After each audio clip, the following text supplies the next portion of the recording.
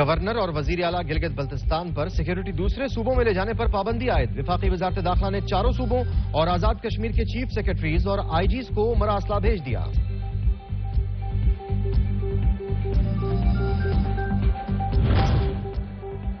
जलसा करना गैर कानूनी काम नहीं, रास्ते में कंटेनर्स क्यों रखे जा रहे हैं? वाइस चेयरमैन पीटीआई शाह महमूद कुरैशी कहते हैं खुद को जमहूरी कहने वाली हुकूमत घबराहट का शिकार है।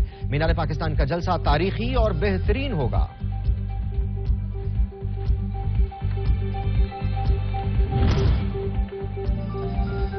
इमरान खान के लिए रिलीफ। इंसदाद दहशतगर्दी अदालत से 3 मुकदमात में अबूरी जमानत मंजूर। 1-1 लाख रुपए के जमानती मचल के जमा करवाने का हुक्म।